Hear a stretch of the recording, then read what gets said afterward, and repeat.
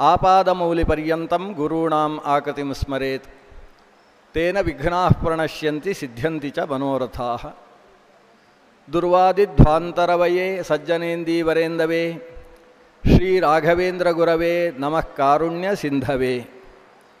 ಶ್ರೀ ಗುರುಭ್ಯೋ ನಮಃ. ನೇಹನಾನಾಸ್ತಿ ಕಿಂಚನ ಅನ್ನುವ ಒಂದು ಶೀರ್ಷಿಕೆ ಅಡಿಯಲ್ಲಿ ನಾನು ಮಾತಾಡ್ತಾ ಇದ್ದೇನೆ. ಆದ್ದರಿಂದ ಏಕಾಗ್ರಚಿತ್ತರಾಗಿ ಈ ಕಡೆ ಮನಸ್ಸು ಹಾಕಿದರೆ ಸ್ವಲ್ಪ ಅರ್ಥ ಆದೀತು. ಅರ್ಥ ಆಗದ ವಿಷಯ ಅಲ್ಲ, ಆದರೆ ಅರ್ಥ ಮಾಡಿಕೊಳ್ತಕ್ಕಂತಹ ಮನಸ್ಥಿತಿಯಲ್ಲಿ ನಾವು ಕೂತುಕೊಳ್ಬೇಕಾಗ್ತದೆ. ಶ್ರೀ ರಾಘವೇಂದ್ರ ಗುರುಗಳು ಅವರನ್ನು ವೈಣಿಕರು ಅಂತ ನಾವು ಗುರುತಿಸ್ತೇವೆ. ತಾವು ಸನ್ಯಾಸವನ್ನು ಸ್ವೀಕರಿಸುವುದಕ್ಕಿಂತ ಮುಂಚೆಯೂ ವೀಣೆಯಲ್ಲಿ ಪ್ರವೀಣರಾಗಿದ್ದವರು. ಯಾರಿಗೆ ವೀಣೆ ಸರಿಯಾಗಿ ಗೊತ್ತಿದೆ ಅವರು ಸಂಗೀತದ ಆಳ ಅಗಲಗಳನ್ನು ಚೆನ್ನಾಗಿ ಬಲ್ಲವರು ಅಂತ ಅರ್ಥ. ಸಂಗೀತದ ಆಳ ಅಗಲ ಗೊತ್ತಿಲ್ಲದೇ ಇದ್ದಂತಹ ವ್ಯಕ್ತಿ ವೀಣೆಯಲ್ಲಿ ಚಾತುರ್ಯವನ್ನು ಪಡೆಯುವುದಕ್ಕೆ ಸಾಧ್ಯವಾಗುವುದಿಲ್ಲ.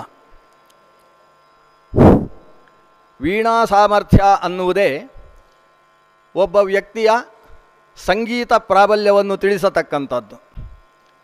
ಶ್ರೀಮನ್ ಮಧ್ವಾಚಾರ್ಯರು ಅವರು ಸಂಗೀತದಲ್ಲಿ ಮಹಾಪ್ರವೀಣರಿದ್ದರು ಅಂತ ಇತಿಹಾಸ ಗ್ರಂಥ ಮಧ್ವವಿಜಯ ಹೇಳ್ತದೆ. ಅವರ ಬಗ್ಗೆ ಅವರ ಶಿಷ್ಯರು ಕೊಂಡಾಡ್ತಾ ಇದ್ದರು.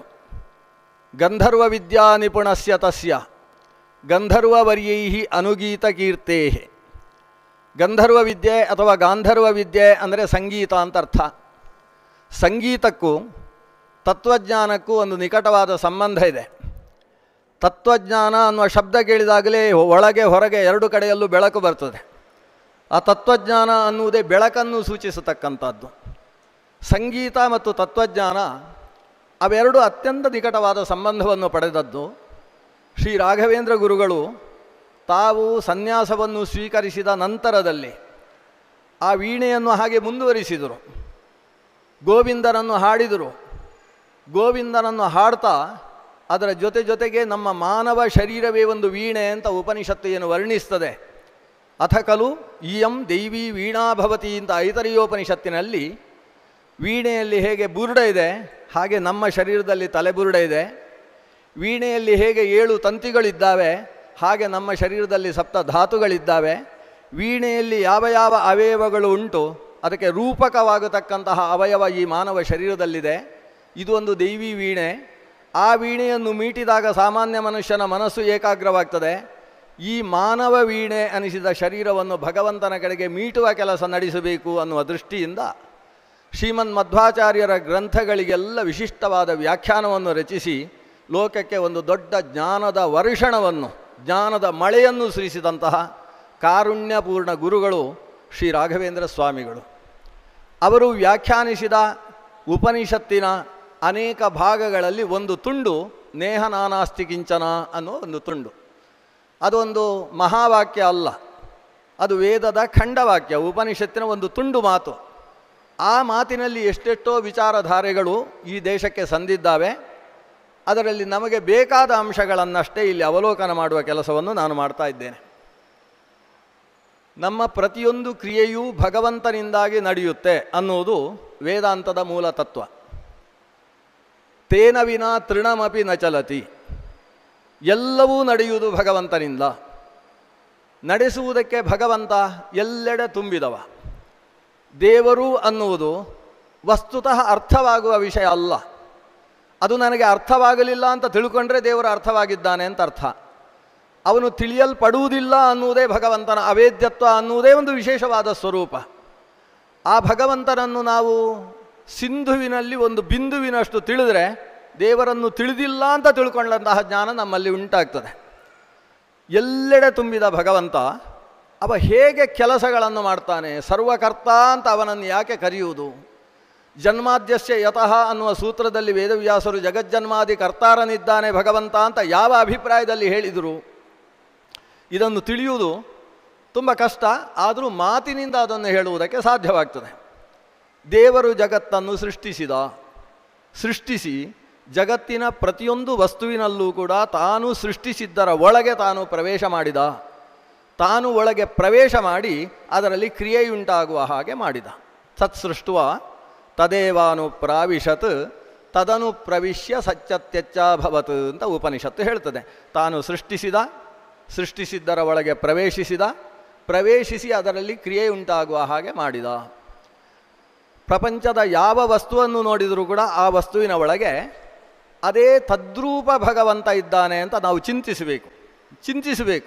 ಕಷ್ಟ ಇದು. ಕಣ್ಣಿಗೆ ಕಾಣಿಸುವುದಿಲ್ಲ ದೇವರು. ಕಣ್ಣಿಗೆ ಕಾಣುವ ವಸ್ತುಗಳು ಯಾವುದಿದ್ದಾವೆ ಆ ವಸ್ತುಗಳು ಆ ಆಕಾರದಿಂದ ಇರುವುದಕ್ಕೆ ಕಾರಣ ಆಯಾ ವಸ್ತುಗಳಲ್ಲಿ ಆಯಾ ಆಕಾರದಿಂದ ಪ್ರವೇಶ ಮಾಡಿರತಕ್ಕಂಥ ಭಗವಂತನನ್ನು ವೇದಗಳು ನಿರಾಕಾರ ಅಂತ ಒಂದು ಶಬ್ದದಿಂದ ಕರೀತಾವೆ. ನಿರಾಕಾರ ಶುದ್ಧ ಅಂತ ಉಪನಿಷತ್ತಿನಲ್ಲಿ ಶಬ್ದ ಇದೆ. ನಿರಾಕಾರ ಅನ್ನುವ ಶಬ್ದಕ್ಕೆ ದೇವರಿಗೆ ಆಕಾರ ಇಲ್ಲ ಅಂತ ಅರ್ಥ ಅಲ್ಲ, ಎಲ್ಲ ಆಕಾರವೂ ಇದೆ ಅಂತ ಅರ್ಥ. ಭಾಷಾಶಾಸ್ತ್ರದ ಒಂದು ನಿಯಮ ಇದೆ, ಯಾವುದು ಸರ್ವನಿಷೇಧಕವಾದ ಶಬ್ದವೋ ಅದು ಸರ್ವವಿಧಾಯಕವಾಗುತ್ತೆ ಅಂತ. ಸರ್ವವಿಧಾಯಕವಾದ ಶಬ್ದ ಸರ್ವನಿಷೇಧಕ ಶಬ್ದದಿಂದಲೂ ಅರ್ಥವನ್ನು ಹೇಳುವುದಕ್ಕೆ ಶಕ್ಯವಾಗ್ತದೆ. ನಮಗೆ ಅರ್ಥ ಮಾಡುವುದಕ್ಕೆ ಇರುವ ಶಬ್ದ ಒಂದು ಸಾರ್ವಜನಿಕ ವಸ್ತು, ಪಬ್ಲಿಕ್ ಪ್ರಾಪರ್ಟಿ ಅನ್ನುವ ಶಬ್ದ ಬಳಸ್ತೇವೆ ನಾವು. ಸಾರ್ವಜನಿಕ ವಸ್ತು ಅನ್ನುವ ಶಬ್ದದ ಅರ್ಥ ಏನು? ಸರ್ವ ಜನರಿಗೆ ಸಂಬಂಧಪಟ್ಟ ವಸ್ತು ಅಂತ ಅರ್ಥ. ನಮ್ಮ ಮನೆಯ ಮುಂದೆ ಒಂದು ಎಲೆಕ್ಟ್ರಿಕ್ ಕಂಬ ಇದೆ ಅಂತ ಆದರೆ ಅದರಲ್ಲಿ ನಮ್ಮ ಮನೆ ಮುಂದೆ ಇದೆ, ಅದರಲ್ಲಿ ನಮ್ಮ ಹೆಸರು ಹಾಕಿ ಶ್ರೀಮಾನ್ ಅಂತ ಅದರ ಹೆಸರು ಹಾಕಿದರೆ ಪಕ್ಕದ ಮನೆಯವ ಬಂದು ಕೇಳ್ತಾನೆ, ಏನು ಸ್ವಾಮಿ ನಿಮ್ಮ ಹೆಸರು ಹಾಕ್ಕೊಂಡಿದ್ದೀರಿ, ಅದು ನಿಮ್ಮದ ಕಂಬ ಅಂತ ಕೇಳ್ತಾನೆ. ಆವಾಗ ನಾನು ವ್ಯಾಕರಣ ಓದಿದವ ಏನು ಹೇಳಬೇಕು? ಅದು ಸಾರ್ವಜನಿಕ ವಸ್ತು. ಸಾರ್ವಜನಿಕ ವಸ್ತು ಅಂದರೆ ಸರ್ವ ಜನರಿಗೂ ಸಂಬಂಧಿಸಿದ ವಸ್ತು. ನಾನು ಸರ್ವ ಜನರಲ್ಲಿ ಒಬ್ಬ, ನನಗೂ ಸಂಬಂಧಿಸಿದ್ದು, ಅದಕ್ಕೆ ಹೆಸರು ಹಾಕಿದ್ದೇನೆ. ಆಗ ಆ ವ್ಯಕ್ತಿ ಬುದ್ಧಿವಂತ ಹೇಳ್ತಾನೆ, ಅದು ನಿಮ್ಮದಲ್ಲ ಸ್ವಾಮಿ, ಅದು ಸಾರ್ವಜನಿಕ ವಸ್ತು, ಅದು ಪಬ್ಲಿಕ್ ಪ್ರಾಪರ್ಟಿ. ಈ ಪಬ್ಲಿಕ್ ಪ್ರಾಪರ್ಟಿ ಅನ್ನುವುದೇ ಲೋಕದಲ್ಲಿ ದೊಡ್ಡ ಸಮಸ್ಯೆ. ಎಲ್ಲ ಹಾಳಾಗುವುದೇ ಅದರಿಂದ. ಯಾಕಂದರೆ ಸಾರ್ವಜನಿಕ ಅಂದರೆ ನಮ್ಮದಲ್ಲ ಅವರದಲ್ಲ ಅಂತ ಕಸವನ್ನು ಬಿಸಾಡುವುದಕ್ಕೆ ನಾವು ಉಪಯೋಗಿಸಿಕೊಳ್ತೇವೆ. ಈ ಭಾರತ ದೇಶ ನಮ್ಮದು ಅನ್ನುವ ಭಾವಕ್ಕಿಂತ ಹೆಚ್ಚಾಗಿ ಇದು ಎಲ್ಲರಿಗೆ ಸಂಬಂಧಿಸಿದ್ದು ಅಂತೇಳಿ ಯಾರಿಗೂ ಸಂಬಂಧಿಸಿದ್ದಲ್ಲ ಅಂತ ನಾವು ತಿಳ್ಕೊಂಡು ಬಿಡ್ತೇವಲ್ವ. ಅಂದರೆ ಲೋಕದಲ್ಲಿ ಸಾರ್ವಜನಿಕ ಅನ್ನುವ ಶಬ್ದ ಯಾರಿಗೂ ಸಂಬಂಧಿಸಿದ್ದಲ್ಲ ಅನ್ನುವ ಅರ್ಥವನ್ನೂ ಹೇಳುತ್ತೆ ಹೇಗೋ ಹಾಗೆ ಭಗವಂತ ಸರ್ವಾಕಾರ ಅನ್ನುವ ಶಬ್ದ, ನಿರಾಕಾರ ಅನ್ನುವ ಶಬ್ದ ಅದು ಎಲ್ಲ ಆಕಾರವೂ ಉಳ್ಳದ್ದು ಅನ್ನುವ ವಿಪರೀತ ಅರ್ಥವನ್ನು ಕೊಡುತ್ತೆ. ನೀರಿಗೆ ಏನು ಆಕಾರ? ನೀರಿಗೆ ಆಕಾರ ಇಲ್ಲ ಅಂತ ಹೇಳ್ತೇವೆ. ಲೋಟದಲ್ಲಿ ಹಾಕಿದರೆ ಲೋಟದ ಆಕಾರ, ಗದ್ದೆಯಲ್ಲಿ ಹರಿಯಿತು ಅಂತಾದರೆ ಗದ್ದೆ ಯಾವ ಆಕಾರ ಉಂಟೋ ಆ ಆಕಾರ. ಹಾಗಾದರೆ ನೀರಿಗೆ ನಿರಾಕಾರ ಅಂತ ಯಾಕೆ ಕರೆಯುವುದು ಅಂದರೆ ಅದು ಯಾವ ಆಕಾರವನ್ನು ಬೇಕಾದರೂ ಪಡೆಯುತ್ತೆ. ಹಾಗೆ ಭಗವಂತನನ್ನು ನಿರಾಕಾರ ಅಂತ ಕರೆಯುವುದು, ಅವನು ಮನುಷ್ಯನಲ್ಲಿ ಮನುಷ್ಯನ ಶರೀರದ ಆಕಾರದಲ್ಲೇ ಪ್ರವೇಶ ಮಾಡಿರ್ತಾನೆ, ಮಡಿಕೆಯಲ್ಲಿ ಮಡಿಕೆಯ ಆಕಾರದಲ್ಲಿ ತಾನು ಪ್ರವೇಶ ಮಾಡಿರ್ತಾನೆ, ಪ್ರಾಣಿಗಳಲ್ಲಿ ಪ್ರಾಣಿಯ ಆಕಾರದಲ್ಲಿ ಪ್ರವೇಶ ಮಾಡ್ತಾನೆ, ಪ್ರಾಣಿ ಮತ್ತು ಮನುಷ್ಯ ಸೇರಿದ ನರಸಿಂಹ ರೂಪದಲ್ಲೂ ನರಸಿಂಹ ರೂಪದಲ್ಲಿ ಪ್ರವೇಶ ಇದ್ದಾನೆ, ನರಸಿಂಹನಾಗಿಯೂ ನಿಲ್ತಾನೆ. ಯಾವ ಆಕಾರವನ್ನು ಪಡೆಯಬಲ್ಲ ಸರ್ವ ಸಮರ್ಥನಾದವ, ಸರ್ವಾಂತರ್ಗತನಾಗಿ ಸರ್ವರೂಪನಾದ್ದರಿಂದ ಭಗವಂತನನ್ನು ನಿರಾಕಾರ ಅನ್ನುವ ಶಬ್ದದಿಂದ ಕರೀತೇವೆ. ಹಾಗಾದರೆ ಸರ್ವರೂಪನಾದ ಪರಮಾತ್ಮ ಅನ್ನುವುದರ ಅರ್ಥ ಏನು? ಪ್ರತಿಯೊಬ್ಬರಲ್ಲೂ ಆಯಾಯ ರೂಪದಲ್ಲಿ ಭಗವಂತ ಇದ್ದಾನೆ. ಭಗವಂತ ಎಲ್ಲಕ್ಕೂ ಸಮಾನನಾದವ, ಎಲ್ಲಕ್ಕೂ ಸದೃಶನಾದವ ಅಂತ ಉಪನಿಷತ್ತಿನಲ್ಲಿ ಮಾತು ಬರ್ತದೆ. ದೇವರನ್ನು ಒಬ್ಬನನ್ನು ತಿಳಿದರೆ ಎಲ್ಲವನ್ನೂ ತಿಳಿದ ಹಾಗೆ, ಏನ ವಿಜ್ಞಾತೇನ ಸರ್ವಂ ವಿಜ್ಞಾತಂ ಸ್ಯಾತ್ ಅಂತ ಮಾತು ಉಪನಿಷತ್ತಿನಲ್ಲಿ ಬರ್ತದೆ. ದೇವರನ್ನು ಒಬ್ಬನನ್ನು ತಿಳಿದರೆ ಎಲ್ಲವನ್ನೂ ತಿಳಿದ ಹಾಗೆ ಹೇಗೆ ಅನ್ನುವ ಪ್ರಶ್ನೆಗೆ ಶ್ರೀಮನ್ ಮಧ್ವಾಚಾರ್ಯರು ಒಂದು ಉತ್ತರವನ್ನು ಕೊಟ್ಟರು. ಎಲ್ಲವೂ ಭಗವಂತನಿಗೆ ಸದೃಶವಾಗಿದೆ. ಸದೃಶವಾದ ಒಂದನ್ನು ತಿಳಿದರೆ ಅದಕ್ಕೆ ಸಮಾನಾಕಾರದಲ್ಲಿರುವ ಎಲ್ಲವನ್ನೂ ತಿಳಿದ ಹಾಗಾಗುತ್ತಲ್ವಾ? ಹಾಗಾದರೆ ಎಲ್ಲವೂ ಭಗವಂತನಿಗೆ ಸದೃಶ ಹೇಗೆ ಅಂದರೆ ಎಲ್ಲದರಲ್ಲೂ ಭಗವಂತ ತದಾಕಾರದಲ್ಲಿ ಪ್ರವೇಶಗೊಂಡಿದ್ದಾನೆ. ಎಲ್ಲದರ ಒಳಗಿರುವ ತತ್ತದಾಕಾರವುಳ್ಳ ಭಗವಂತ ಆ ಭಗವತ್ ಸದೃಶವಾದದ್ದು ಎಲ್ಲವೂ. ಆದ್ದರಿಂದ ಭಗವಂತನನ್ನು ತಿಳಿದಾಗ ಎಲ್ಲವನ್ನೂ ತಿಳಿದ ಹಾಗಾಗ್ತದೆ ಅನ್ನುವುದು ಉಪನಿಷತ್ತಿನ ಆಂತರ್ಯ ಇದೆ. ಹೀಗಾಗಿ ಎಲ್ಲದರ ಒಳಗೂ ತುಂಬಿದ ಭಗವಂತ ಒಬ್ಬೊಬ್ಬರಲ್ಲಿ ಒಂದೊಂದು ರೂಪದಿಂದ ಇದ್ದಾನೆ.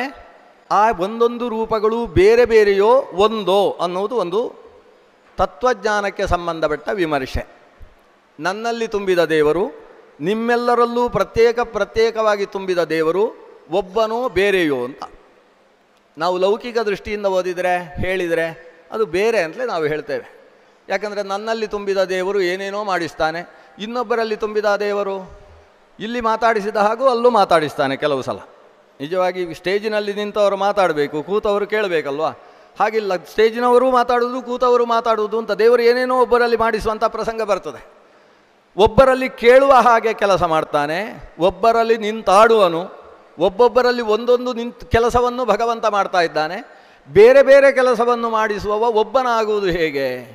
ಬೇರೆ ಬೇರೆ ಸ್ಥಾನದಲ್ಲಿದ್ದವ ಒಬ್ಬನಾಗುವುದು ಹೇಗೆ? ಅವನು ಬೇರೆ. ಹೀಗೆ ದೇವರ ಅನೇಕ ರೂಪಗಳಲ್ಲಿ ಪರಸ್ಪರ ಭೇದ ಇದೆ ಅನ್ನುವ ಒಂದು ದುರ್ವಾಸನೆ ನಮ್ಮಲ್ಲಿ ಹುಟ್ಟುವುದಕ್ಕೆ ಸಾಧ್ಯತೆ ಇದೆ.